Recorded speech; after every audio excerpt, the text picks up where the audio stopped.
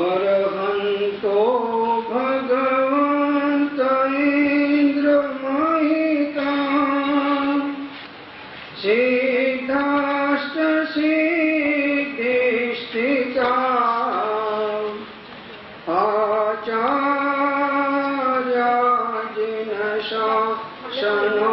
आचार्यजिनशासनोन्नतिकरा पूज्या उपाध्यायका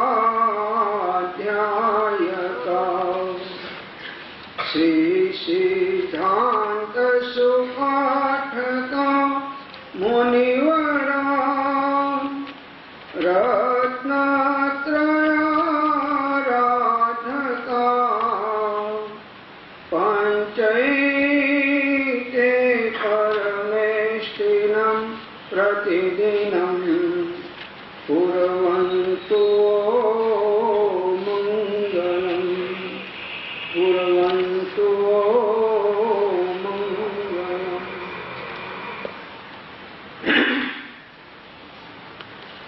આપણી મનની શુદ્ધિ થાય, ભાવોની શુદ્ધિ થાય, એના માટે એક નાનો મંત્ર જાપ હું બોલાવું છું, બધાને ઝીલવાનો છે.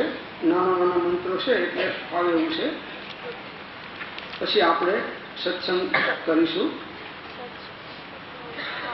ઓમ મંગલમ ઓંકાર મંગલમ ગુરુ મંગલમ ગુરુપાદ મંગલમ.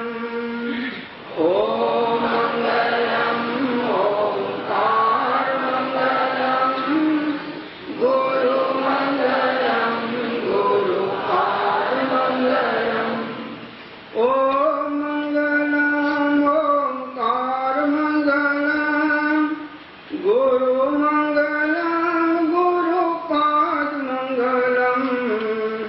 ઓમ મંગલમ ઓંકાર મંગલમ ગુરુ મંગલમ ગુરુપાદ મંગલમ. ઓમ મંગલમ ઓંકાર મંગલમ ગુરુ મંગલમ ગુરુ શરણ મંગલમ. ઓમ મંગલમ ઓંકાર મંગલમ ગુરુ મંગલમ ગુરુ શરણ મંગલમ.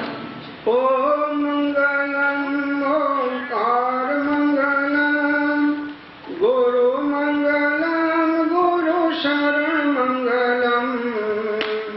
ઓમ મંગલમ ઓંકાર મંગલમ ગુરુ મંગલમ ગુરુ શરણ મંગલમ. ઓમ મંગલમ ઓંકાર મંગલમ ગુરુ મંગલમ ગુરુ સેવા મંગલમ. ઓમ મંગલમ ઓંકાર મંગલમ ગુરુ મંગલમ ગુરુ સેવા મંગલમ. ઓમ મંગલમ ઓંકાર મંગલમ ગુરુ મંગલમ ગુરુ સેવા મંગલમ. ઓમ મંગલમ ઓંકાર મંગલમ ગુરુ મંગલમ ગુરુ સેવા મંગલમ. ઓમ મંગલમ ઓંકાર મંગલમ ગુરુ મંગલમ ગુરુ કૃપા મંગલમ. ઓમ મંગલમ ઓંકાર મંગલમ ગુરુ મંગલમ ગુરુ સેવા મંગલમ. ઓમ મંગલમ ઓંકાર મંગલમ ગુરુ મંગલમ ગુરુ કૃપા મંગલમ. ઓમ મંગલમ ઓંકાર મંગલમ ગુરુ મંગલમ ગુરુ કૃપા મંગલમ.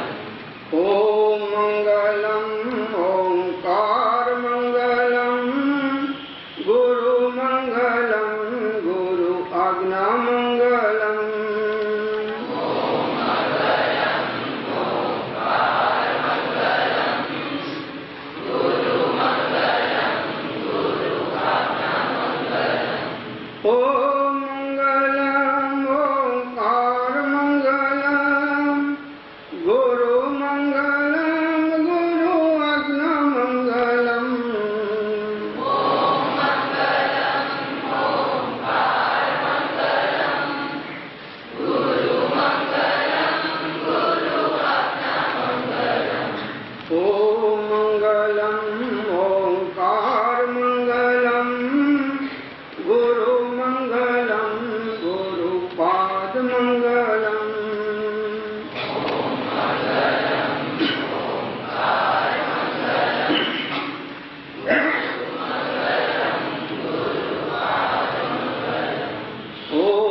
मंगलम ओंकार मंगलम गुरु मंगलम गुरुपाद मंगलम।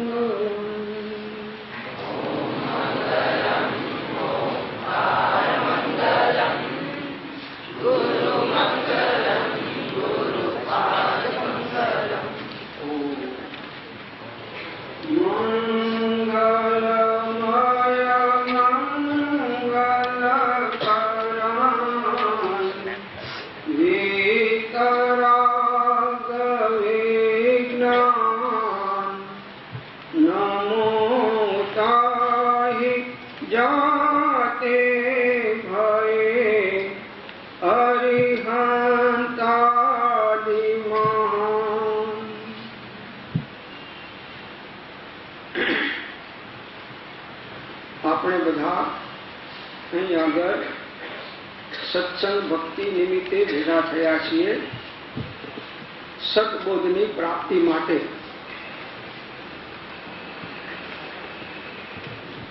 ભારતીય સંસ્કૃતિમાં સત્સંગનું દરેક દર્શનોમાં ખૂબ મહાત્મ્ય છે. આપણને સારા સંસ્કારોનું ઘડતર એ સત્સંગ દ્વારા થાય. એક ઘડી આધી ઘડી આધી મેં પુનિયાદ તુલસી સંગત સાધુ કી કટે કોટી અપરાધ. સંત પુરુષોનો સમાગમ સત્સંગ જો થોડા સમય માટે પણ આપણને પ્રાપ્ત થાય તો આપણું જીવન પરિવર્તન થઈ જાય. આપણા જીવનમાં અનેક પ્રકારના ગુણોની સુવાસ પ્રગટ થાય. આપણો મનુષ્ય ભાવ ધન્ય થઈ જાય. આપણું વિદ્યાર્થી જીવન ધન્ય થઈ જાય. સત્સંગનું ફળ શું? આવો એક પ્રશ્ન નારાયણજીએ વિષ્ણુ ભગવાનને કર્યો કે પ્રભુ તમે સત્સંગની બહુ વાત કરો છો પણ આ સત્સંગનું ફળ શું? તો કે જો તારે ફળ સમજવું હોય તો ગામની બહાર એક વડનું ઝાડ છે અને એના ઉપર એક કાચંડો બેઠો છે. એ કાચંડાને તું જઈને પૂછ કે સત્સંગનું ફળ શું? તો વિષ્ણુ ભગવાનના કહ્યા પ્રમાણે નારદજી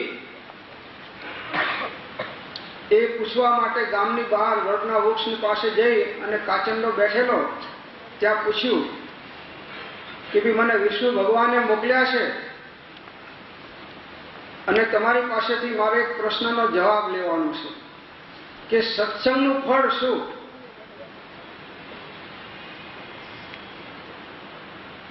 ઓમ શાંતિ શાંતિ આટલું બોલ્યા અને એમાં કાચંડો ઝાડ ઉપરથી પડી અને તરફડીને મરી ગયો. બસ આટલું પૂછ્યું એમાં તો એને બે છૂટી ગયું. નારદજી ભગવાન પાસે આવ્યા કે ભગવાન તમે મને કેવા જીવ પાસે મોકલ્યો કે હું જઈને એને હજી પ્રશ્ન કર્યો, મારા દર્શન નથી થયા, અમારા વાતચીત નથી થઈ, એક બે અક્ષરનું ભગવાનનું નામ ઓમ ખાલી બોલ્યો છું, ઓમ શાંતિ. અને એટલું સાંભળતા અમે પ્રશ્ન પૂછ્યો, જવાબ આપતા પહેલા તો એનો દેહ છૂટી ગયો, પડી ગયો નીચે. તો કે શું કહો છો? તો કે હા. તો કે એક કામ કરો, હવે આ પ્રશ્નનો જવાબ આ ઉત્તર દિશામાં બીજું એક આંબાનું ઝાડ છે, એના ઉપર એક પોપટ બેઠો છે, પોપટનું બચ્ચું છે. એ પોપટના બચ્ચાને તમે પૂછો કે સાહેબ સત્સંગનું ફળ શું? અને ઓમ શાંતિ ખાલી બોલવાનું તમારે. નારદજી ત્યાં ગયા, ત્યાં જઈને પૂછ્યું કે મને વિષ્ણુ ભગવાને મોકલ્યા છે અને ઓમ શાંતિ સત્સંગનું ફળ શું? આટલો મારો પ્રશ્ન છે એનો તમારે જવાબ આપવાનો છે. એ પોપટનું બચ્ચું આ ઓમ શાંતિ સાંભળતા એ પણ એનો દેહ છૂટી ગયો. કે નારાજજી થાય છે કે આમ કેમ થાય છે? આ તો મારા આવવાથી બિચારા આ જીવો મરી જાય છે અને ભગવાને આમ કેમ કર્યું? પાછા વિષ્ણુ ભગવાન પાસે જાય છે. વિષ્ણુ ભગવાનને કહે છે કે ભગવાન તમે મને કેવી જગ્યાએ મોકલો છો કે બિચારા મને જોતાની સાથે જ બધા મરી જાય છે? અને હત્યાનું પાપ મને લાગે છે. તો કે તને નથી લાગતું, એ બધું મારા જ્ઞાનમાં છે, હું તો ભગવાન છું એટલે મને બધો ખ્યાલ આવે છે. પણ ખરેખર તારે સત્સંગનું ફળ જાણવું હોય તો આ રાજાનો રાજકુમાર છે ત્યાં જઈને તું આટલું પૂછી લે એટલે તને જવાબ મળી જશે. તો કે સાહેબ હું જોઉં ને મરી જાય તો પાછો રાજા તમારું માથું વાટી નાખે. આ બેમાં તો આવું થયું, પણ કોઈ મારનારું નતું, પણ રાજાના ઘેર જઈને પૂછું કુંવરને એ તો મને મારી નાખે. તો કે જ્યાં નહીં મારે તને મારા તરફથી અભયદાનનું વચન છે અને તને તારા પ્રશ્નનો જવાબ ક્યાંથી મળી જશે. હવે તારે બીજી પાસે જવું પડશે નહીં. ભગવાનની આજ્ઞા થાય, ભગવાન ઉપર તો બધાને શ્રદ્ધા અને વિશ્વાસ હોય, એટલે નારાજજીએ ભગવાનના કહ્યા પ્રમાણે મહારાજાના જે કુંવર હતા એમની પાસે ગયા અને એમને પ્રશ્ન કર્યો કે મને ભગવાન વિષ્ણુ ભગવાને મોકલ્યા છે અને આ સત્સંગનું ફળ શું? બસ આટલો એક મારો પ્રશ્ન છે, ઓમ શાંતિ. તો કે નારાજજી પેલા કુંવર કહે છે કે તમે હજુ ના સમજ્યા કે તમારા મને દર્શન કાચંડાના ભાવમાં થયા અને તમારા પાસેથી મેં ખાલી શબ્દ સાંભળ્યો ઓમ શાંતિ, એટલું સાંભળીને મેં દેહ છોડ્યો તો હું પોપટમાં ગયો. પછી પોપટની અંદરમાં તમે મને મળ્યા, તમારા દર્શન થયા અને તમારા પાસેથી મને મંત્ર મળ્યો ઓમ શાંતિ. આટલું મંત્ર સાંભળતા મારો દેહ છૂટી ગયો અને હું આ રાજકુમાર થયો. જો આ સત્સંગનું ફળ તો તમે સામે જુઓ છો, મને આ પ્રાપ્ત થયું છે. તો આ સત્સંગનું ફળ સત્યનો રંગ ચઢાવે એનું નામ સત્સંગ. જેનાથી આપણને આપણા સ્વરૂપની, હમણાં આપણે પ્રાર્થનામાં બોલી ગયા કે હું કોણ છું, ક્યાંથી થયો, શું સ્વરૂપ છે મારું ખરું, કોના સંબંધે વરગણા છે, રાખું કે એ પરહરું, એના વિચાર વિવેકપૂર્વક શાંત ભાવે જો કર્યા તો સર્વ આત્મિક જ્ઞાનના સિદ્ધાંત તત્વ અનુભવ્યા. આપણને કોઈ પૂછે કે તમે કોણ છો તો તમે શું કહેશો કે મારું નામ ગોકુળભાઈ છે, હું અમદાવાદનો છું, અથવા હું રાજકોટનો છું, હું આવી નાતનો છું, હું આવી જાતનો છું, હું સ્ત્રી છું, હું પુરુષ છું, હું જૈન છું, હું અજૈન છું, હું મનુષ્ય છું. આવો આપણો બાયોડેટા આપણે આપીએ છીએ. ત્યારે જ્ઞાનીઓ કહેશે કે તું સ્ત્રી નથી, તું પુરુષ નથી, તું જૈન નથી, તું અજૈન નથી, તું મનુષ્ય નથી, પણ તું આત્મા છે. આપણે બધા કોણ છીએ? આત્મા છીએ. આ મનુષ્ય ભાવમાં આપણે કર્મ ભોગવવા પૂર્વના બાંધ્યા હતા એ આવ્યા છે અને થોડા સમય પછી આ વન ડે મેચ છે. તમે વન ડે મેચ તો બધા ટીવીમાં જુઓ છો ને? કેટલા ઓવરની ગેમ હોય છે? 50. બરાબર છે? હવે એમાં બે બાજુ કેટલી ટીમ હોય છે? 11. બે ટીમ હોય છે ને, અને એક ટીમમાં 11 ખેલાડીઓ હોય છે. બરાબર છે? એમાં એક ટીમ શું કરે છે? દાવ લે છે બેટિંગમાં, અને એક ટીમ વાળા બીજા શું કરે છે? દાવ આપે છે બોલિંગ દ્વારા. એ તો તમે બધા ઘણા રમો છો અને જોઈએ છે મેચો, અને ઘણી જીત્યા છો અને હાર્યા છો. પણ આ મેચ મનુષ્ય ભાવની હારવાની નથી, જીતવાની છે. આપણે મેચ ચાલે છે તો આપણી કેટલા ઓવરની ગેમ છે? આપણે મનુષ્ય ભાવમાં કેટલા વર્ષ રહેવાના? 60 વર્ષ, 70 વર્ષ, કોઈને ખબર નથી. પણ પેલી 50 ઓવરની ફિક્સ છે, આપણી ફિક્સ નથી. પણ 100 ઓવરની વધારેમાં વધારે 101 ઓવર તો બહુ થઈ ગઈ. અને પછી જો કદાચ રમવા જઈએ તો આપણા હાથમાંથી બોલ ના રહે એવો હાથ ધ્રુજતો હોય, એટલે 100 ઓવર સુધી સારી છે, પછી તો ખરાબ. તો એની અંદરમાં બેટ્સમેન જે બેટિંગ કરતો હોય તો એનો લક્ષ્ય અને ધ્યેય શું હોય છે કે આ પેલી 3 દાંડીઓ ઉડી ના જવી જોઈએ અને રન લેવા જોઈએ. 4 રન, 6 રન, 1 રન, 2 રન, જેવું એને ફટકો વાગે બોલનો એ પ્રમાણે એને રન કરી અને મેચ જીતવાનો, સ્કોર વધારવાનો લક્ષ્ય બેટ્સમેનોનો હોય છે. બરાબર છે? ત્યારે બોલરોનો ધ્યેય શું હોય છે? લક્ષ્ય. આ દાંડી ઉડાડવાનો એમ લક્ષ્ય હોય. આ મેચ છે, એનો લક્ષ્ય હોય છે કે આની દાંડી ઉડાડીને ખેલાડીને આઉટ કરવો, તો એ મેચ જીતી શકે. હવે જે સારું રમે બોલિંગ વાળો કે બેટિંગ વાળો એ મેચ જીતી જાય. હવે જે ખેલાડી બેટિંગ કરતા કરતા આઉટ થઈ જાય એ ક્યાં જાય?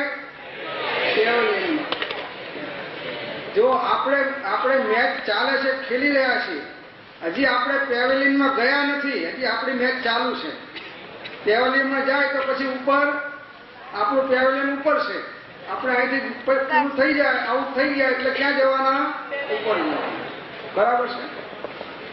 હવે જો આપણે કુશળતાપૂર્વક રમીએ નહીં, કુશળતાપૂર્વક રમ્યા ક્યારે કહેવાય? કે એક એક ઓવરમાં 10-10, 12-12 રન કરીએ, એકાદો છક્કો મારીએ, એકાદો ચોક્કો મારીએ, આવા રન થાય તો આપણે મેચ જીતી જઈએ. બરાબર છે. તો આ મનુષ્ય ભાવમાં આપણે મોહનો ક્ષય કરી અને મોક્ષની મેચ રમવાની છે. આપણે મોહમાં પર વસ્તુમાં આસક્ત થઈ ગયા છીએ. પર વસ્તુને આપણે પોતાની માનીએ છીએ કે આ દેહ મારો છે, આ સ્ત્રી મારી છે, આ પુત્ર મારા છે, આ પૈસા મારા છે. તો આ વસ્તુ આપણી નથી, એ આપણા સંયોગમાં છે. તમે એમ કહો કે આ હોલ મારો છે તો બરાબર છે, તમારો છે, પણ તમે એના માલિક નથી, મહેમાન છો. અહીં આગળ તમને સત્સંગ માટે બોલાયા છે. હવે તમને આ હોલનો દસ્તાવેજ તમારા નામે કરી નાખો તો ટ્રસ્ટીઓ તમને શું કરે? બહાર કાઢે કે ભાઈ અમે તમને સત્સંગ માટે હોલ આપ્યો અને તમે એના માલિક થઈ ગયા. એમ જે ઘરમાં, જે દેહમાં, જે કુટુંબમાં, જે સ્થળમાં છીએ ત્યાં આપણે બે ઘડીના મહેમાન છે. આ મનુષ્ય ભાવ એ તો પાણીના હિલોરા જેવું છે. પાણીનો હિલોરો આવ્યો અને ગયો, એમ મનુષ્ય ભાવમાં આપણે આવ્યા અને ગયા. હવે મેચ હારી કોણ જાય છે અને મેચ જીતે છે કોણ? તો જે જીવો વધારે પડતા પાપના કાર્યો કરે, હિંસા કરે, જૂઠ કરે, ચોરી કરે, ક્રોધ કરે, અભિમાન કરે, માયા કપટ કરે, લોભ કરે, ઈર્ષા રાખે, દ્વેષ રાખે, વેર કરે, વ્યસનોનું સેવન કરે, એ મનુષ્ય ભાવની મેચ હારી જાય છે અને અધોગતિમાં ચાલ્યા જાય છે. કેમ કે આનાથી અનેક પ્રકારના પાપ બંધાય છે. તો આપણા જીવનની અંદરમાં આ મનુષ્ય ભાવની મેચ આપણે હારી ના જઈએ અને આ મેચની અંદરમાં જીત મેળવી અને આપણે મોક્ષે જઈએ. જો અત્યારે તમારું બાળ અવસ્થા છે, જેમ કુંભારના ત્યાં તમે જુઓ તો માટીનો પિંડ હોય છે, જેમાંથી માટલા બનાવે છે, અનેક પ્રકારના વાસણો બનાવે છે માટીમાંથી. તો એ પિંડ છે. તો એને કુંભારે શું બનાવવું એના ઉપર આધાર છે. કુંભાર એમાંથી માટલું પણ બનાવે, એમાંથી હોકો પણ બનાવે, એમાંથી બીજા માટીના વાસણો પણ બનાવે. એ માટીના પિંડની અંદરમાં સર્વ પ્રકારના વાસણો થવાની શક્તિ અને યોગ્યતા પડી છે. એનો ઘાટ કુંભાર ઘડે છે. એમ તમે બધા બાળ અવસ્થામાં માટીના પિંડ જેવા છો અને તમારો ઘાટ આ ગુરુઓ દ્વારા ઘડાય છે. જો તમને ગુરુના સંસ્કાર સારા મળે તો તમારો ઘાટ ઉત્તમ થાય અને તમારા દ્વારા ઉત્તમ કાર્યો થાય, તમારા આત્માની અંદરમાં ઉત્તમ ગુણો પ્રગટ થાય અને તમારું મનુષ્ય જીવન સુવાસમય થાય. તમે સુખી થાઓ અને તમારા નિમિત્તે બીજા સુખી થાય. અમારા સાબરકાંઠામાં એક સંત પુરુષ હતા, રામજી ભગત. તો એ શું કહેતા કે હે વાલા, તારા માટે કોઈ કાંટા પાથરે તો પણ તું એના માટે ફૂલની પથારી કરજે. આપણા માટે કોઈ કાંટા, જેમ ઈસુ ખ્રિસ્તે કહ્યું કે તારા ગાલે કોઈ એક તમાચો મારે તો તું બીજો ગાલ ધરજે પણ સામો તમાચો મારીશ નહીં. કેમ કે એની અંદરમાં આપણને નુકસાન છે. આપણા ભાવ ક્રોધમય થાય છે અને એ ક્રોધમય ભાવ દ્વારા આપણી ગતિ બગડી જાય છે. જો સાપ હોય છે એ નાની ઉંમરમાં જન્મતાની સાથે ફૂંફાડો મારે છે. તમે સાપનું બચ્ચું જોજો, એક નાનું બચ્ચું હશે તો ફૂંફાડો મારશે. ક્રોધાદિ તરતમ્યતા સર્પાદિકની માય, પૂર્વ જન્મ સંસ્કાર તે જીવ નિત્યતા ત્યાં. તો એક ચંડકૌશ્યો નાગ હતો, ચંડકૌશ્યો, કે જે દ્રષ્ટિવીસ સર્પ, એને કોબરા કરતા વધારે ભયંકર ઝેરીલો. એને કોઈને કરડવું ના પડે, એ માત્ર એના ઉપર દ્રષ્ટિ મૂકે અને એ દ્રષ્ટિથી જ પેલાના ઝેર ચડે ને એ મરી જાય. આટલો બધો ભયંકર. તો મહાવીર સ્વામી ભગવાન જંગલમાંથી વિહાર કરીને વિચરી રહ્યા છે. એ વખતે સાપના દર પાસે, બિલ પાસે આવી અને ઊભા છે ધ્યાનમાં. ભગવાનને ખ્યાલ છે કે આની અંદરમાં નાગ છે. તો ભગવાન ઊભા છે, પેલા સાપને, નાગને મનુષ્યની ગંધ આવી તો એના દરમાંથી બહાર આવે છે. બહાર આવી અને ભગવાન ઉપર આમ દ્રષ્ટિ કરે છે. મહાવીર સ્વામી ભગવાન ઉપર દ્રષ્ટિ કરે છે, પણ ભગવાનને તો કશું થતું નથી. આ તો સિદ્ધ થયેલા સંત છે, એટલે એમને કઈ અસર ના થાય. જેવી સામાન્ય માણસોને અસર થાય એવી એમને ના થાય. એટલે નાગે ઘણી દ્રષ્ટિ મારી પણ એમને કોઈ અસર ના થાય. પછી પગમાં આવીને ડંખ મારે છે. ડંખ મારે છે તો ભગવાનના પગમાંથી દૂધની ધારા નીકળે છે. દૂધની ધારા નીકળીને એને થાય છે તો ભગવાન એને બોધ આપે છે કે હે ચંડકૌશ્યા, તું બૂજ બૂજ. પૂર્વ ભાવમાં તું સાધુ હતો અને તે ક્રોધ કરેલો. એ ક્રોધના ફળે તું આ નાગની યોનિમાં આવ્યો છો. આ ક્રોધ કરીને તું નાગ થયો છું અને હજુ અહીં જો તું ક્રોધ કરીશ તો તું અહીંથી નરકમાં જઈશ. દૂધ વયું જ્યાં પ્રભુને ચરણે, ચંડકૌશિયો આવ્યો શરણે.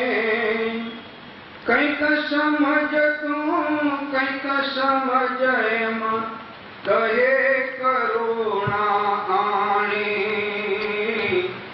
મહાભયંકર એ માર્ગમાં વિચરે મહાવીર સ્વામી, વિચરે મહાવીર સ્વામી.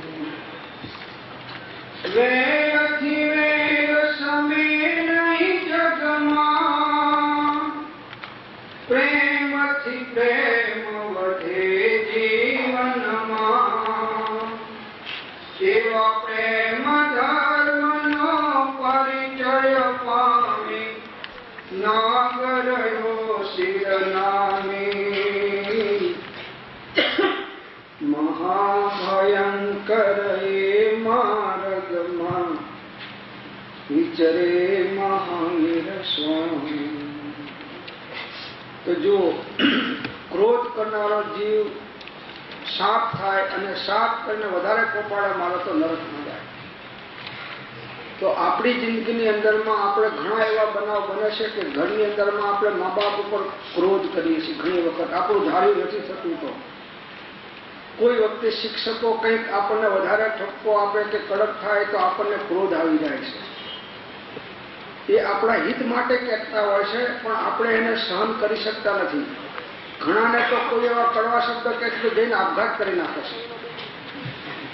તો એ શું બતાવે છે કે આપણી હજી સત્પાત્રતા એટલી આગળ નથી ગઈ. તો હંમેશા આપણા જીવનમાં આપણે નક્કી કરવાનું છે કે મારે ક્ષમા અને ક્ષમતા રાખવાની છે.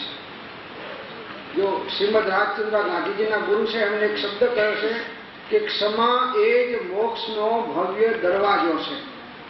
જો મોક્ષના દરવાજામાં પ્રવેશ કરવો હોય, જો ગાંધીજીને એમને ક્ષમતા ભાવના કુંડા ભરી ભરીને પાન કરાયું હતું, તો એ ક્ષમતાના આધારે ગાંધીજીએ અહિંસા રાખી અને ક્ષમતા રાખી તો આખા ભારત દેશને એમને મુક્ત કરાવ્યો. તો આ પ્રેરણા એમને કોની પાસેથી મળી? એમ એ શ્રીમદને ગુરુ માનતા. શ્રીમદ રાજચંદ્ર સામે છે એ ગાંધીજીના ગુરુ છે. ગાંધીજી એમને ગુરુ તરીકે માનતા. ગાંધીજીને અહિંસાનો બોધ શ્રીમદજી આપ્યો છે, રાજચંદ્રજી. અને ગાંધીજીએ આખા વિશ્વને અહિંસાનો બોધ આપ્યો છે. અને શ્રીમદને અહિંસાનો બોધ મહાવીર સ્વામી ભગવાન પાસેથી પૂર્વભૌમાં મળ્યો હતો. એ પોતે પૂર્વભૌમાં મહાવીર સ્વામી ભગવાનના શિષ્ય હતા, મુનિ તરીકે હતા.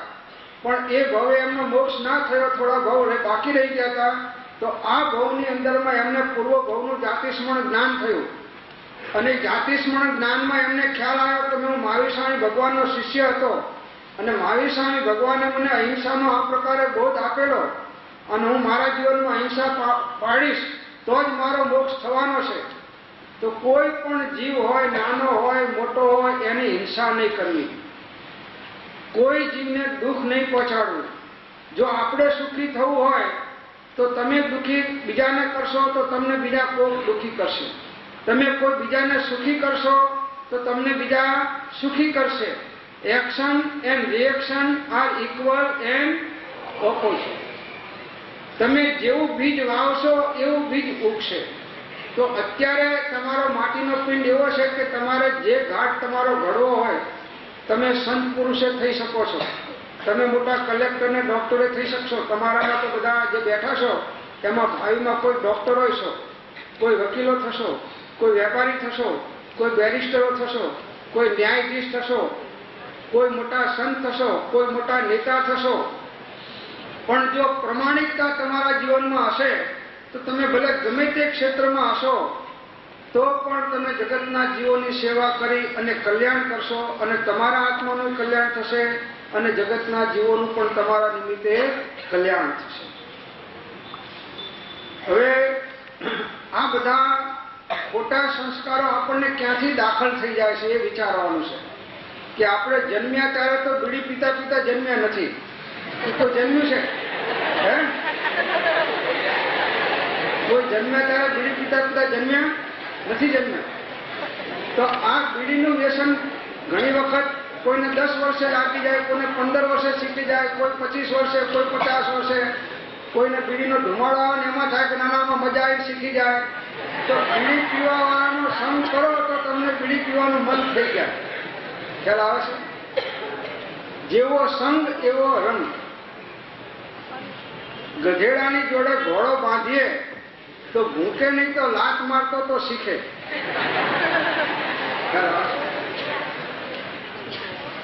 તો હંમેશા સારી સોબત કરશું તો આપણામાં સારા ગુણો અને સંસ્કાર આવશે. તો વિદ્યાર્થી જીવનમાં આ બધા વ્યસનો એ વિદ્યાર્થીનું પતન કરી નાખે છે. આખા જીવનનું એને પતન થઈ જાય છે અને આખો એનો મનુષ્ય ભાવ એ નકામો જાય છે.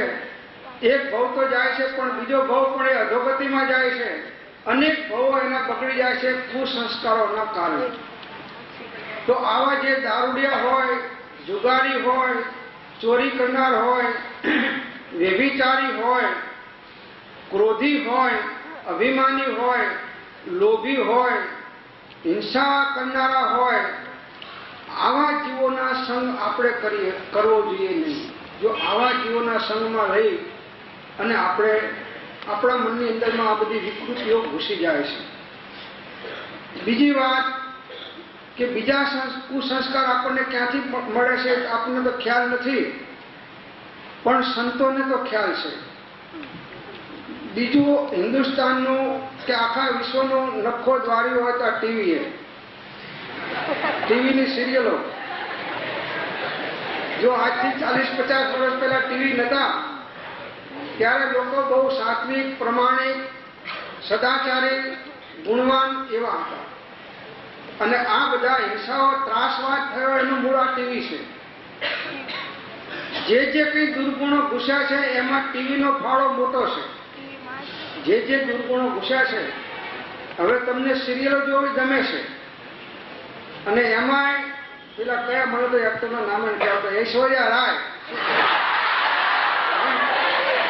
એનું કંઈક આવે તો તમે આમ ખુશ થઈ જાઓ.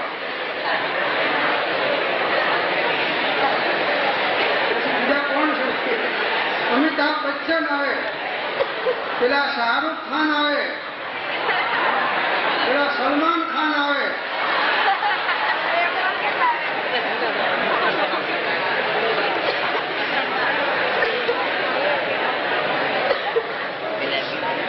હવે તમે સલમાન ખાનના તમે જીવન વાંચો, પેપરમાં ઘણું આવ્યું એના વિશે. ખ્યાલ છે? ઘણું આવ્યું છે. તમે મારા કરતા તમે વધારે જાણો છો. એટલે આ સલમાન ખાન વિશેનું જીવન ચરિત્ર તમે મને સંભળાવો તો વધારે સારું, કેમ કે તમારો ઊંડો અભ્યાસ છે, મારો તો ઊંડો અભ્યાસ નથી, મેં તો ઉપર ઉપરથી સાંભળ્યું. હવે તમે જુઓ તો એ સલમાન ખાને કેટલી સ્ત્રીઓ બદલી,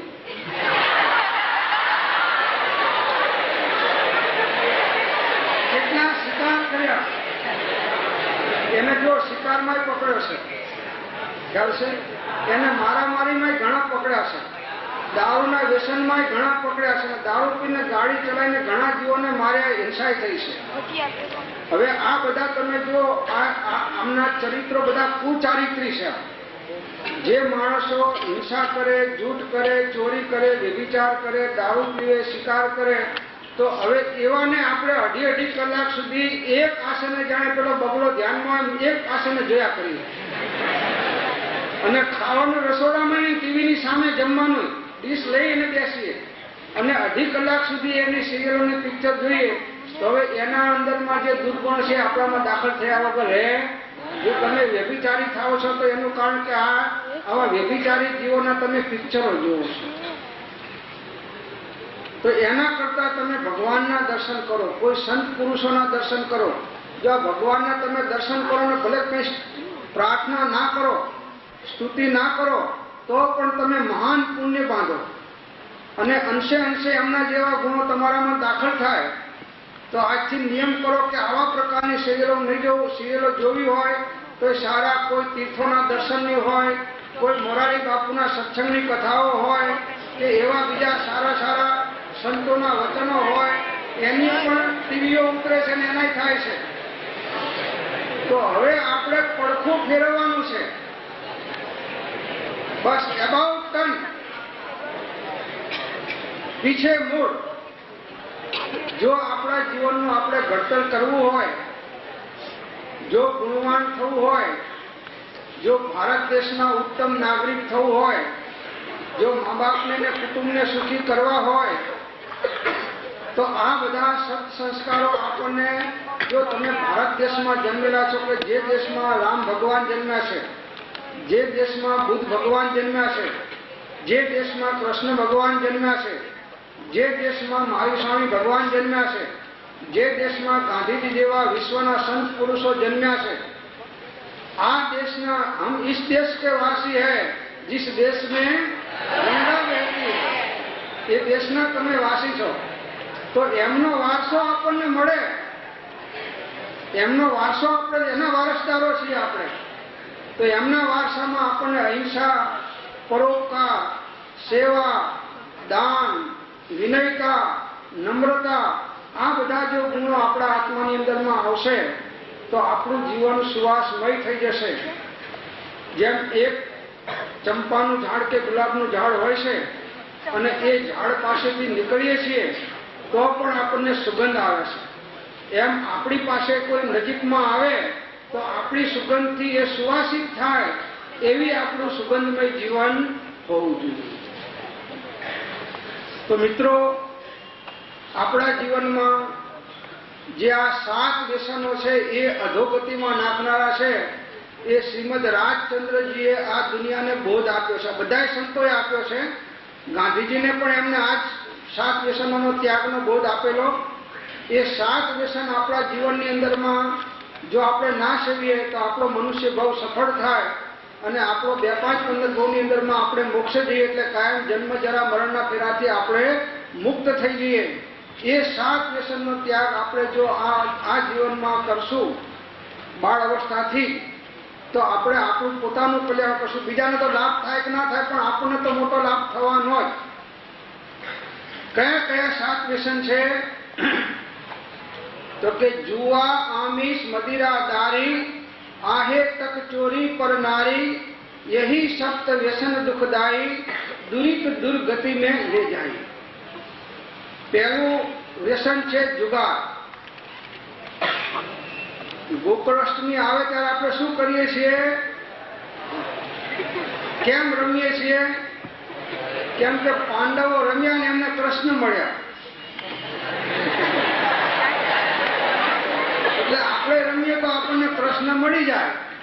આપણો આશય તો એ છે. પણ જુગારથી જો પાંડવોનું રાજ ધૂળ ધાણી થઈ ગયું છે. જુગાર, સટ્ટો આ બધા છે એ આત્માની બરબાદી કરી અને અધોગતિમાં નાખે એવા છે. જુગાર રમનારો જીવ રડે જાય.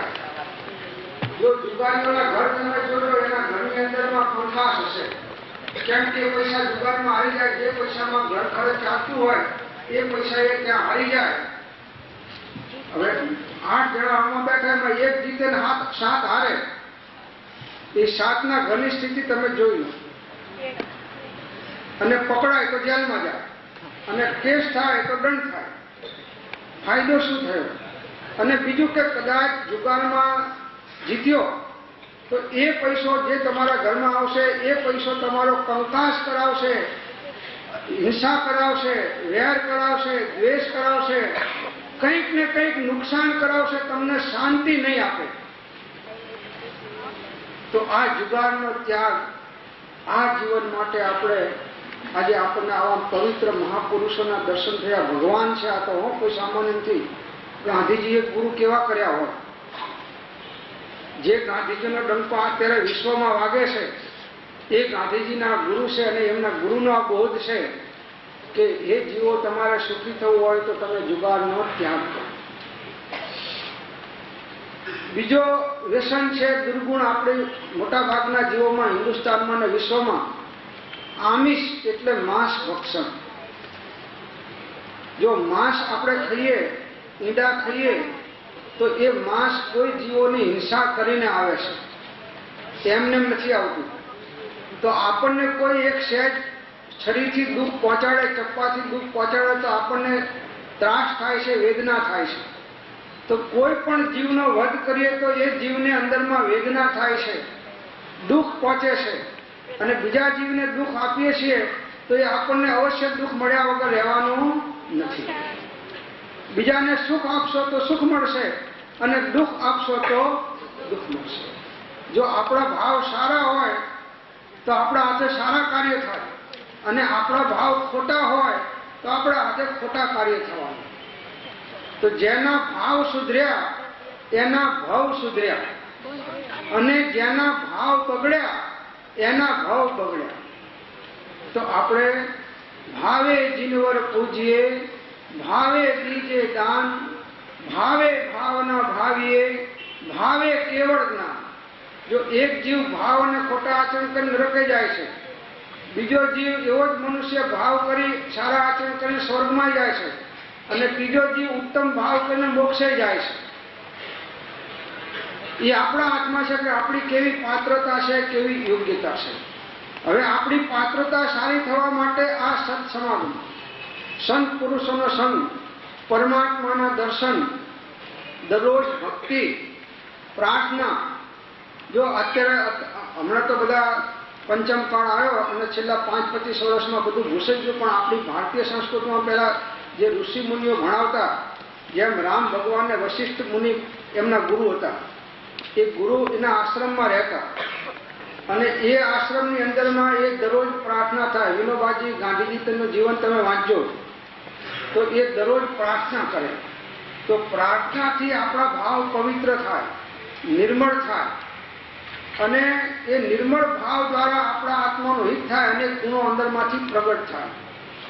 આખા બધાય પાપ જે અજ્ઞાનથી થયા હોય એ પ્રાર્થના દ્વારા ધોવાઈ જાય, પશ્ચાતાપ દ્વારા ધોવાઈ જાય, અને પ્રાર્થના દ્વારા આપણને પરમાત્માની પ્રાપ્તિ થાય, પરમાત્માના દર્શન થાય.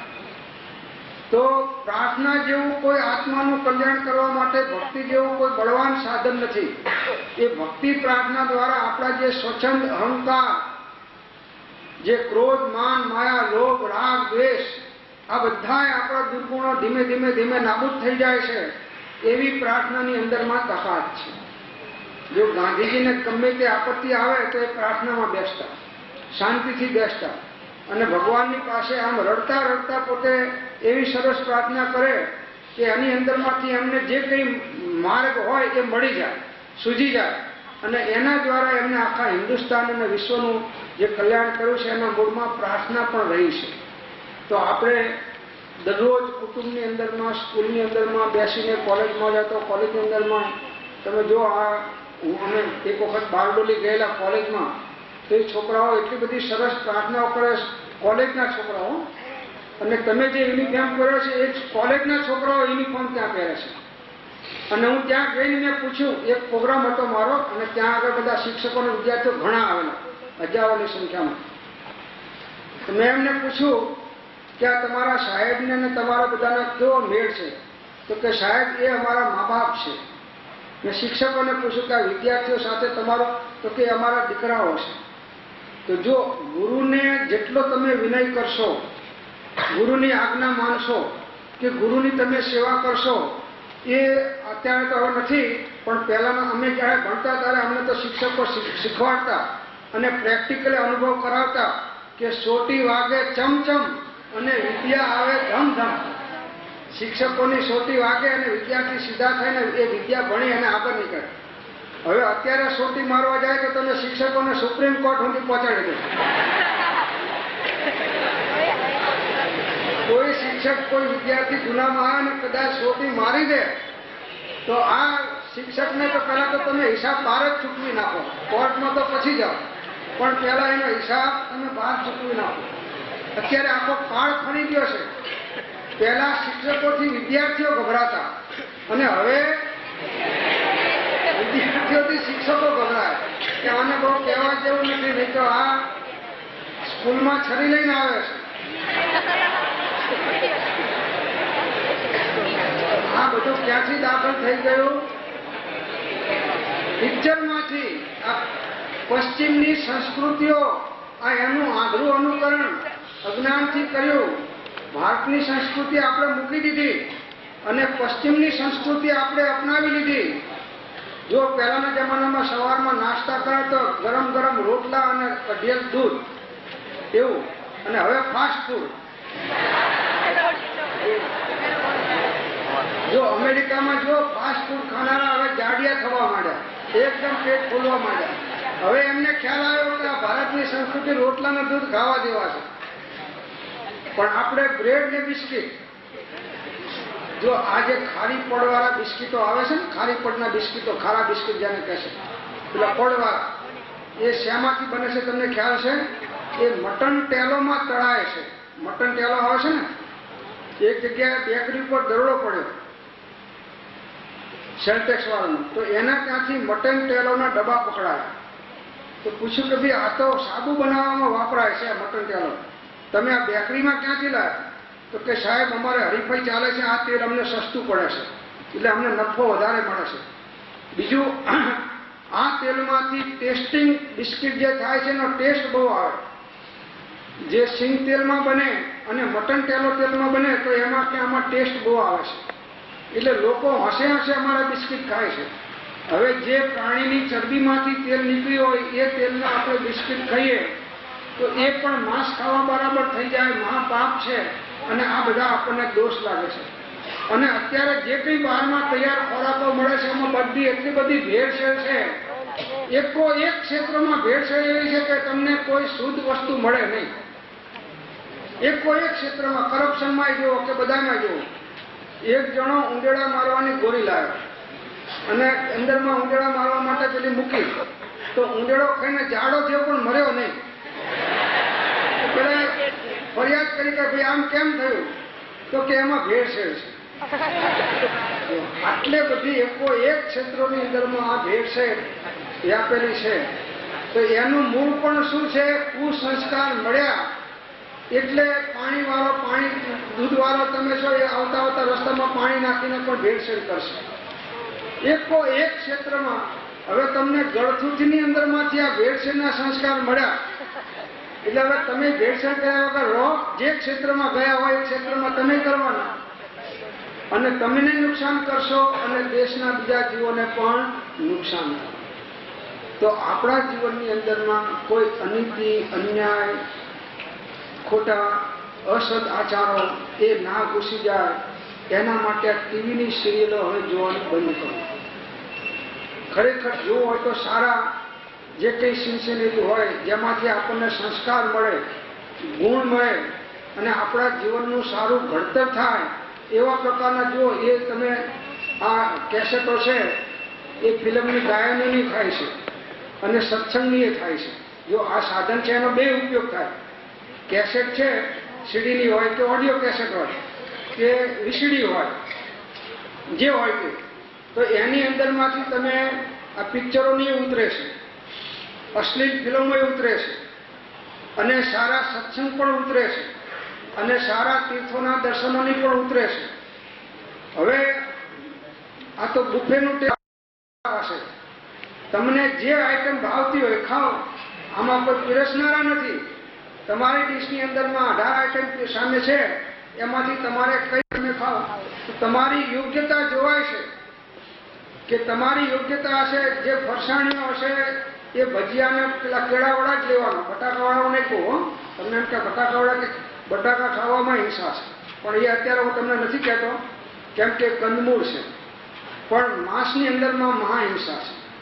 તો આ જુગાર, પછી બીજાની અંદરમાં માંસ ભક્ષણ, આનો ત્યાગ, આ મહાપાપ છે. અને આ ખાનારો જીવ ડાયરેક્ટ નરકમાં જાય, પોઈન્ટ ટુ પોઈન્ટ. બસો આવે છે બોમ્બેમાં કે સીધી બોરીવલીથી ઉપડે તો સીધી ત્યાં વાલકેશ્વર જાય, પોઈન્ટ ટુ પોઈન્ટ. એમ આ બધી આ બસો 7 એવી છે, આ 7 વ્યસનવાળી બસો કે પોઈન્ટ ટુ પોઈન્ટ અહીંથી મનુષ્ય ગૌમાંથી ડાયરેક્ટ નરકમાં જતો હોય.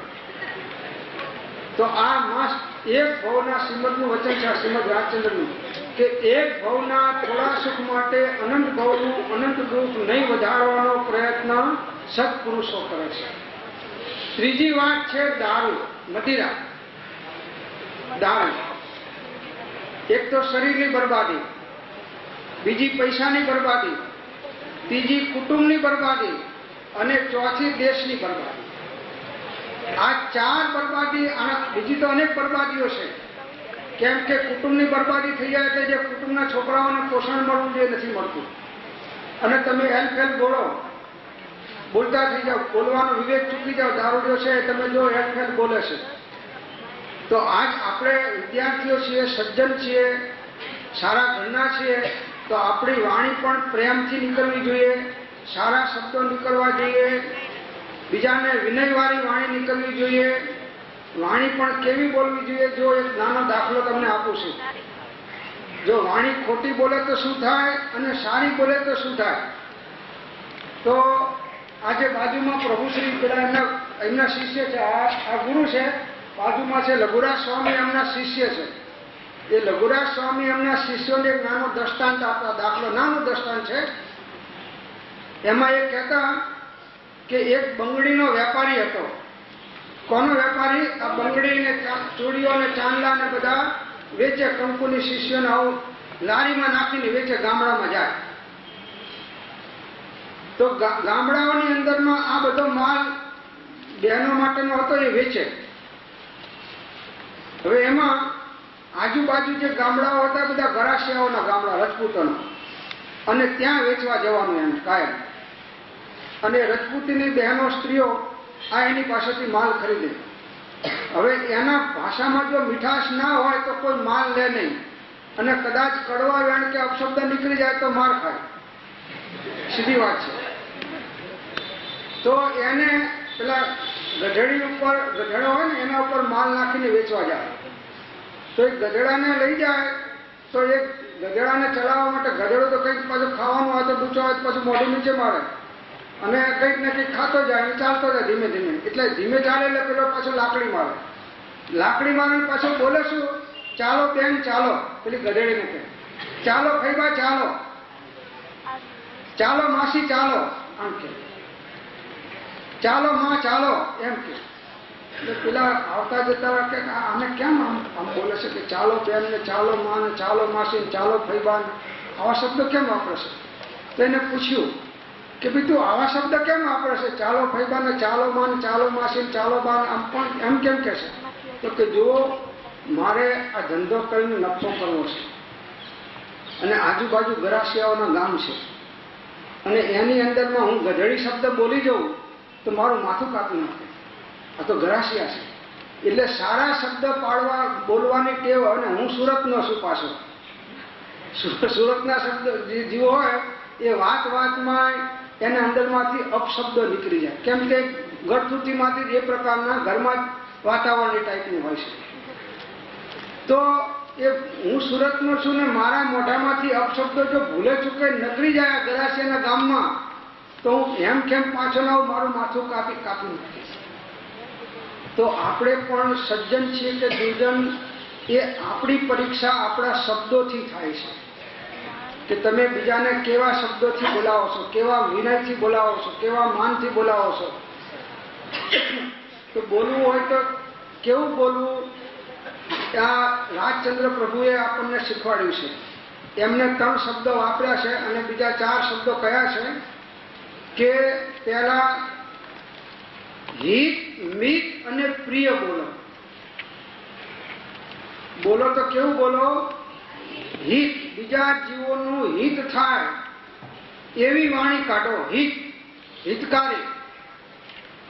મિત એટલે થોડું, એક શબ્દથી પતતું હોય, એક અક્ષરથી પતતું હોય તો 2 શબ્દ કે 2 અક્ષર નહીં, એક વાક્યથી પતતું હોય તો 2 વાક્ય નહીં. વધારે બોલવાની અંદરમાં ઘણી વખત જૂઠું બોલી જવાય. કોઈ એવા વચન નીકળી જાય કે જેનાથી બીજા સાથે આપણને વેર થઈ જાય, ઝઘડો થઈ જાય, કંટો થઈ જાય. એટલે પ્રયોજનભૂત જેટલી વાત છે એનાથી વધારે બોલવું નહીં, મિત એટલે થોડું. અને ત્રીજી વાત પ્રિય. પ્રિય એટલે આપણી વાણી બીજાને સાંભળવી ગમે એવી પ્રિય વાણી બોલવી. કડવી વાણી, વૈખરી વાણી, ડાબી વાણી ઘણા કટમાં બોલે. ઓહો, શું ધર્મની મોસમ આવી છે. કોઈ સત્સંગમાં કે ભક્તિમાં જતા હોય દર્શન કરવા તો આમ કટાક્ષમાં બોલે. તો એ કટાક્ષ વાળી વાણી, જો દ્રૌપદી એક એવી વાણી બોલી ગઈ કૌરવોને, શું બોલી ગઈ? આંધળાના આંધળા હોય. આ જે તમને ટીવીની સિરિયલ જે રામાયણની જોવા મળે છે ને એનો આ મૂળ આ છે. આખી રામાયણ યુદ્ધ જે થયું, મહાભારતનું જે યુદ્ધ થયું, એ યુદ્ધ કોના કારણે થયું? આના કારણે થયું. અને એ યુદ્ધની અત્યારે જે તમે ટીવીની સિરિયલ જોવો છો એનું મૂળ આ છે, આંધળાના આંધળા. તો એવી વાણી આપણે નીકળવી જોઈએ. તો કેવી નીકળવી જોઈએ? तो के धीरे से बोलो, प्रेम से बोलो, आदर देकर बोलो और जरूरत होने पर बोलो. पहली बात धीरे से बोलो. તમારે જે કંઈ કહેવું હોય એ ધીરેથી કહો. શેઠ નોકરને જેમ ઠપકો આપે એમ તમે મા બાપની સાથે, જો મા બાપના ઉપકાર આપણા ઉપર એટલા છે કે તમે તમારા ચામડાના જોડા સીવડાવીને પહેરાવો તો એનો ઉપકાર વળેવો નથી. આ ગુરુઓ તમને જે ભણાવે છે, શિક્ષકો, એનો પણ એના કરતા વિશેષ ઉપકાર છે. ગુરુ કારીગર સારીખા, ટાંકી વચન વિચાર, પથ્થર સે પ્રતિમા કરે પૂજા લહે અપા. તો જો ગુરુઓનો વિનય, મા બાપનો વિનય જે નથી રાખતું એના જીવન તમે જુઓ એકદમ નરકમય થઈ ગયા. એમના જીવનમાં એટલા બધા દુઃખો આવ્યા. તો આપણા જન્મદાતા છે મા બાપ. તમે જો છોકરાઓને નાનાથી મોટા ઉછેરવામાં કેટલી એમને મહેનત પડી છે. એ લીલામાં સૂઈને તમને સૂકામાં સુવાડ્યા છે, એ ભૂખ્યા રહીને તમને ખવડાયા છે, તમારી બધી પ્રકારની સેવા કરીને તમને ઉછેરીને મોટા કર્યા છે. એમને ઘણા દુઃખ વેઠ્યા છે. અને તમે એને તુકારો આપો, એમનું અપમાન કરો, એમનાથી વિમુખ થઈ જાઓ, તો એ આપણી સજ્જનતાનું લક્ષણ નથી. જો ખરેખર આગળ વધવું હોય અને જીવનમાં મહાન બનવું હોય તો પહેલો હંમેશા સ્કૂલે જતી વખતે કે બહાર જતી વખતે મા બાપને પગે લાગીને નીકળો. જો આ વિનય આવશે તો વિનય વગર વિદ્યા નહીં આવે. વિદ્યા વિનયને શોભતે, વિદ્યા વિનયથી શોભે છે. વિદ્યા જો વિનય નહીં હોય તો અહંકાર આવશે. અને અહંકારથી જેમ રાવણનું પતન અહંકારના કારણે થઈ ગયું એમ આપણું પતન પણ અહંકારના કારણે ગમે ત્યારે ગમે ત્યાં થવાનું. અહંકારી જીવ હંમેશા પતન એનું થઈ જાય, અભિમાન નહીં, નમ્રતા હોવી જોઈએ. જો એક બાહુબલજી કરીને આદિનાથ ભગવાન થઈ ગયા હિમાલયમાં, આદિનાથ જેના ત્યાં સૃષ્ટિની ઉત્પત્તિ થઈ, બ્રહ્મા જેને કહે છે આદિનાથ. તો એમના દીકરા હતા બાહુબલજી અને ભરત. આ ભરતના નામ ઉપરથી આ ભરત ક્ષેત્રનું નામ આપણું ભારત પડ્યું છે એમના નામ ઉપરથી. અને બીજા એમના દીકરા હતા મોટા બાહુબલજી. તો એ બે ભાઈઓ વચ્ચે યુદ્ધ થયું. પછી એને એમ થયું કે મારે મારા ભાઈને જ મારવો, આવું વેર. એટલે એમને ઘર છોડી અને મારવો ના પડે એટલે એ દીક્ષા અંગીકાર કરી અને દિગંબર મુનિ થઈ અને 12 મહિના સુધી એક આસને ધ્યાનમાં ઉભા રહ્યા. હવે એમના પિતાશ્રી તો કેવળજ્ઞાની આદિનાથ ભગવાન થઈ ગયા, એમના પિતાશ્રી. અને બીજા એમના નાના ભાઈઓ હતા, એ પણ દીક્ષા લઈ એમની પાસે, અને એ પણ આગળ કેવળજ્ઞાન થઈને મુનિ થઈ ગયેલા. હવે આમને થયું કે હું જો ભગવાનના પાસે જઈશ તો મારે બધા મારા નાના ભાઈઓને વંદન કરવું પડશે, કેમ કે મારા કરતાં આગળ દીક્ષા લીધેલી છે. અને કાંઈ નિયમ એવો છે કે જે જૂની દીક્ષા જેને સાધુ થયા હોય પહેલા, એને પાછળના નવા સાધુઓ નમસ્કાર કરે. પહેલા એમ થયું કે મારે બધા મારા નાના ભાઈઓને નમસ્કાર કરવા પડશે, તો એના કરતાં હું અહીં ઊભા ઊભા ધ્યાન કરી અને હું મારું કામ કરી લઈશ. તો 12 મહિના સુધી એક આસને ઊભા રહ્યા. ખાધા પીધા વગર, એકી બેકી ગયા વગર 12 મહિના એક આસને ઊભા રહ્યા. એ વખતમાં શરીર એવા હતા અને શરીર ઉપર વેલા વિતરાઈ ગયા, પણ અંદરમાંથી એટલો અહંકાર ના કાઢ્યો કે હું જઈને મારા ભાઈને નમસ્કાર કરું. આટલો અહંકાર એને નડતો હતો. પછી ભગવાને જોયું, આદિનાથ ભગવાને, કે આને અહંકાર નડે છે. એટલે એની બે જે બહેનો હતી, જે સાધ્વીઓ થઈ ગયેલી, બ્રાહ્મી અને સુંદરી, તેને મોકલી સંદેશો આપીને કે જાઓ તમારા ભાઈને કહેજો કે વીરા મારા ગજ થકી નીચે ઉતરો, હાથીની અંબાડી ઉપરથી નીચે ઉતરો, આટલો મારો બોધ તમે આપજો એને. તો આ બે બહેનો ગઈ એમની પાસે અને સંદેશો ભગવાનનો આપ્યો કે ભગવાને આ સંદેશો આપ્યો છે કે વીરા મારા તમે ગજ થકી નીચે ઉતરો. ગજ એટલે હાથી. એ હાથીની અંબાડી ઉપર ચડ્યા છો, નીચે ઉતરો. આટલું કીધું એટલે પેલા બાહુબલજી સ્વામી જોયું કે હું તો જમીન ઉપર ઉભો છું, હું ક્યાં હાથી ઉપર ઉભો છું કે બેઠો છું. પછી એને અંદરમાં વિચાર આવ્યો. જ્ઞાની હતા, ધ્યાની હતા, સાધુ હતા, વિવેકી હતા, સમજુ હતા, એક અહંકાર જ નડતો હતો. તો એને ખ્યાલ આવ્યો કે હા, હજી હું આ માનરૂપી હાથી ઉપર બેઠો છું, અહંકાર છે. આ અહંકાર છે ત્યાં સુધી મારું કલ્યાણ નહીં થાય. અને એ અહંકાર કાઢવા માટે મારા જે નાના ભાઈઓ દીક્ષા પૂર્વે સાધુ થયા છે એને મારે નમસ્કાર કરવા જ જોઈએ. એ ભાવ સહિત એને જ્યાં પગ નીચે મૂકીને આગળ વધ્યા, એ નમસ્કાર કરવાના ભાવ સહિત, અને એક પગ મૂક્યો ને કેવળ જ્ઞાન એમને થઈ ગયું, એમનું કામ થયું. તો જો આ અહંકાર,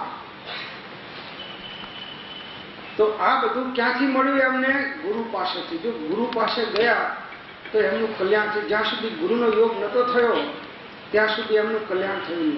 હમણાં આપણે પ્રાર્થનામાં બોલી ગયા, અનંત કાળથી આથડ્યો વિના ભાન ભગવાન, સેવ્યા નહીં ગુરુ સંતને, મોક્યો નહીં અભિમાન, સંત ચરણ આશ્રય વિના સાધન કર્યાયને, પારન તેથી પામ્યો ઉગ્યો નયન સવિવે.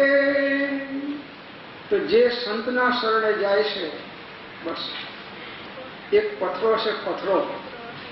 એક કારીગરના શરણે જાય છે તો પ્રતિમા થાય છે, અને એ પ્રતિમાને આખું વિશ્વ પૂજે છે. એમ ગુરુ કારીગર સારીખા, ટાંકી વચન વિચાર, પથ્થર સે પ્રતિમા રહે, પૂજા રહે અપાર. તો ગુરુના પાસે તમે જાઓ, ગુરુનો જેટલો વિનય કરશો એટલી તમારી વિદ્યા તમને વિશેષ વિશેષ પ્રાપ્ત થતી જશે. તમે તમારા વિષયમાં નિષ્ણાત થશો. અને વિનય વગર જે વિદ્યા આવી હશે કદાચ, તો એ વિદ્યાનું તમને અભિમાન આવશે, અને એ અભિમાન તમને નીચે ગમે ત્યારે પટકશે. એ વિદ્યાથી તમને દુઃખી થશો પણ સુખી તો નહીં થાવ. આ અમારા અનુભવ છે, અને અનેક જ્ઞાનીઓના અનુભવ છે કે જેટલું તમે મા બાપનો વિનય કરશો, ગુરુઓનો વિનય કરશો, શિક્ષકોનો વિનય કરશો, વડીલોનો વિનય કરશો, ગુણવાન જીવોનો વિનય કરશો અને એમની સેવા કરશો, તો તમે વગર ગોખે તમને જ્ઞાન થશે. ગોખવું નહીં પડે, માત્રતાના કારણે તમને જ્ઞાન થશે. તો આ જુગાર, માંસ, દારૂ, શિકાર, ચોરી આ બીજો મોટામાં મોટું વ્યસન અને અવગુણ ચોરી કરવી. અત્યારે તમે જો દરેક ક્ષેત્રની અંદરમાં ચોરીઓ એટલી બધી ઘૂસી ગઈ છે કે આખી ભારતીય સંસ્કૃતિને ભૂંસી નાખી છે. જેને જેને ચોરીનું ધન જેના હાથમાં ગમે એટલું આવ્યું પણ એનું તમે ઘર જુઓ અશાંત હશે, એનું મન અશાંત હશે. અને પાછું એ ચોરીનું ધન ટકવાનું તો નહીં, ગમે ત્યારે ઇન્કમટેક્સની રેડ પડે ને જતું રહે. ચોરીનું છે અત્યારે કેટલી રેડો પડે છે ખ્યાલ છે. એક નાનો દાખલો છે કે એક ચોર ચોરી કરવા નીકળ્યો, ચોરી કરવા. તો એને એમ થયું કે નાના માણસોને મારો એના કરતા કોઈક મોટા રાજા મહારાજાના ત્યાં જ ચોરી કરવી, એટલે એને નડે નહીં ને આપણું કામ થઈ જાય. એટલે રાજમહેલમાં જવા માટે એને નક્કી કર્યું. ગયો પણ ચારે બાજુ ત્યાં તો પોલીસોનો પહેરો હોય એટલે ત્યાં તો કંઈ જવા એવું હતું નહીં. એટલે એને એમ થયું કે કંઈ વાંધો નહીં, અહીં નીકળા બાજુમાં રાજાના ઘોડાઓ જે રહેશે એમાંથી એમને ઘોડો ચોરી જવું, એ તો ખુલ્લું છે. એટલે રાજાનો સારામાં સારો જે ફરવાનો ઘોડો હતો જેના પર સવારી નીકળતી એ ઘોડો એને ચોર્યો. એ ચોરીને હવે નક્કી કર્યું કે જ્યાં સુધી આ રાજાની સરહદમાં રહી ત્યાં સુધી મને ગમે ત્યાંથી પકડશે. એટલે રાજાની જેટલી સરહદ હતી અને રાજની સરહદની બહાર જતા રહ્યા. આખી રાત ઘોડો ચલાવી અને નીકળી ગયો. પછી હવે એને એમ થયું કે રાજાના હાથ તો બહુ લાંબા હોય અને એમાં રાજાનો ઘોડો છે એટલે ગમે ત્યાંથી મને પકડ્યા વગર રહેશે નહીં, એટલે આને વેચી નાખું ને પૈસા લઈ લઉં. પછી જેના હાથમાં જશે અને જેમ ચોરીનો માલ આપણા હાથમાં પકડી દે આપણે જેલમાં જઈએ પણ પેલો તો નીકળી ગયો હોય. એટલે આને નક્કી કર્યું કે વેચી નાખું ઘોડો. તો બીજા ગામની અંદરમાં પશુઓનો બજાર ભરાયેલો. પશુ વેચે ને બધા, બળદો વેચે, એ રીતે ઘોડાઓ વેચે. પહેલાના જમાનામાં મોટા એના બજાર ભરાય. તો એને બજારની અંદરમાં ઘોડો વેચવા માટે ઉભો રાખ્યો. હવે આ ચોર એમ કોઈના માને કે આ ચોરીનો છે એટલે એ પેલા દરબારનો બાપુનો ડ્રેસ રાજાનો મહારાજાનો પહેરીને આવેલો. આ ઘોડાનો ચોરે, ચોરવાળા હંમેશા સફેદ કપડાં બહુ પહેરે, એ કાળા કપડાં ના પહેરે. દિવસના ચોરો, રાતના ચોરની વાત નથી કરતો. તો બાપુના કપડાં પહેરેલા, હાથમાં હોકો, જાણે કોઈ મોટા સ્ટેટના દરબાર હોય, અને ઘોડો ઉભો રાખ્યો. તો બધા ગ્રાહકો આવે, પૂછે કે બાપુ ઘોડો વેચવાનો છે? તો કે હા. તો કે કેટલામાં? તો કે 2000 રૂપિયા એ વખતમાં. તો કે બાપુ 1000 નો આપો. કે 1000 નો ના અપાય, આ તો રેવાલ ઘોડો છે ને, વાડો થેકી જાય એવો છે, આ તો અમારા રાજનો ઘોડો છે, આ કોઈ સામાન્ય ઘોડો થોડો છે, આને અમે રોજ કપાસિયાનો ઘોડો ખવડાવીએ છીએ. તો કે બાપુ કંઈક વ્યાજબી કરો. તો કે આમાં વ્યાજબી ના થાય, એક નવો પૈસો ઓછો ને 2000 પૂરેપૂરા. તો એમ 2-4 ગ્રાહક આવે પણ કોઈ 2000 આપવા તૈયાર થાય નહીં. એવામાં મેળામાં તો બધા માણસો બધી ટાઈપના આવે, તો એમાં ચોરની ટોળકી આવેલી. તો એ આ જોવે કે આ બાપુ 2000 નો ઘોડો લઈને બેઠા છે પણ ઘોડો 1000-1500 થી વધારે નથી, અને કશ કરે છે નક્કી આ ઘોડો ચોરીનો છે. ચોર ચોરને ઓળખી જાય, ચોર ચોરને ઓળખી જાય. એટલે મેં જોયું કે ઘોડો ચોરીનો છે અને આ ચોર દેખાય છે ને કપડાં બદલીને આવેલા છે. એટલે એ આવ્યો કે બાપુ ઘોડો ચોર હતો, એ ઘોડો સોદો કરવા આવ્યો. તો બાપુ ઘોડો વેચવાનો છે? તો કે આ વેચવા માટે તો લાવે છે. તો કે કેટલાનો? તો કે 2000. તો કે જો હું મોટા સ્ટેટનો દરબાર છું, 2 ને 2500, પણ ઘોડો રેવાલ ચાલતો જોઈએ, એની ચાલ રેવાલ જોઈએ. અને 1 કલાકમાં 60 કિલોમીટર જો ચાલતો હોય તો 2500.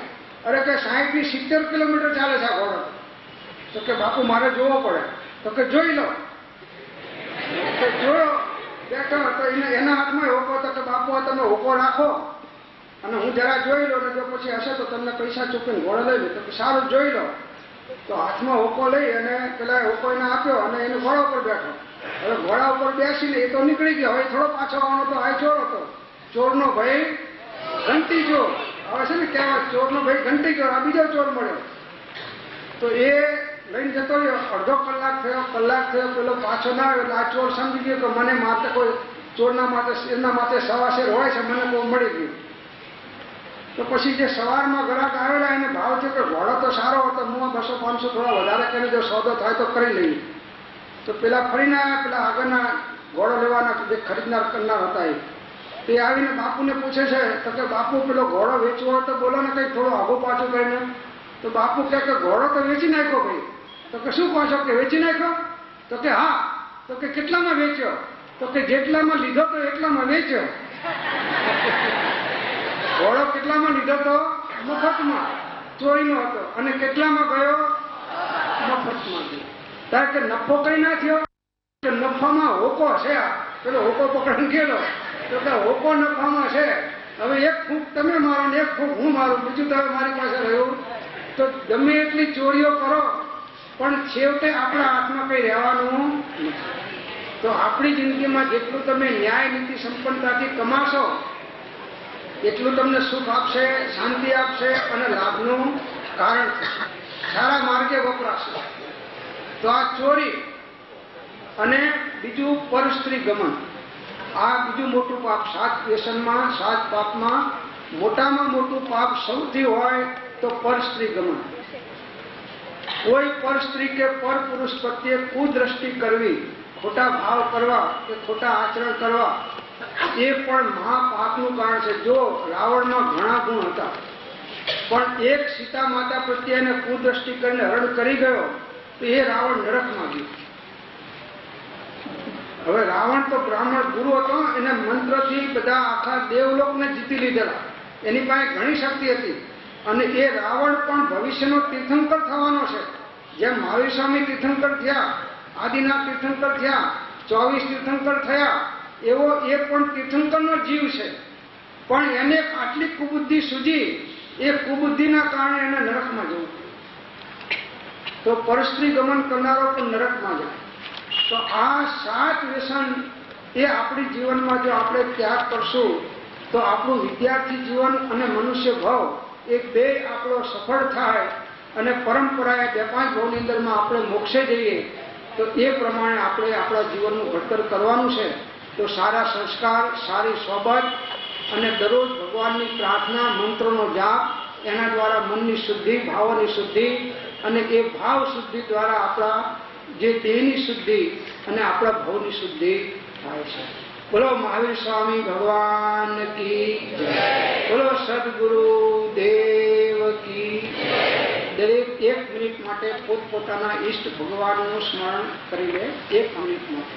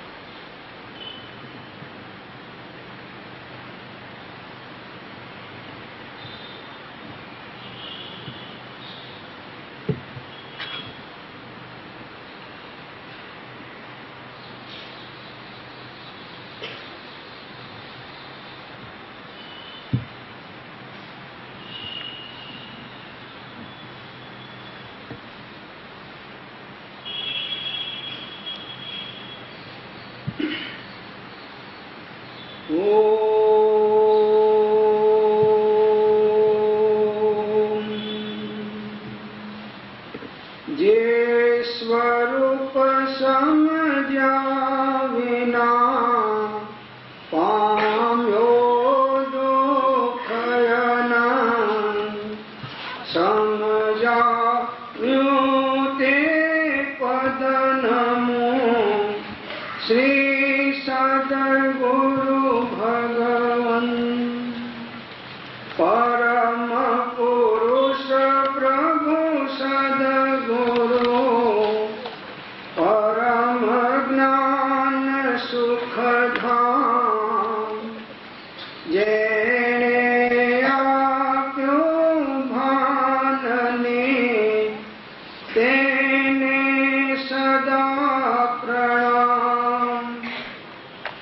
દેહ છતાં જેની દશા વરતે જે હાથી, તે જ્ઞાનીના ચરણમાં ઓ વંદન અગણી. તે ગુરુ ચરણમાં હો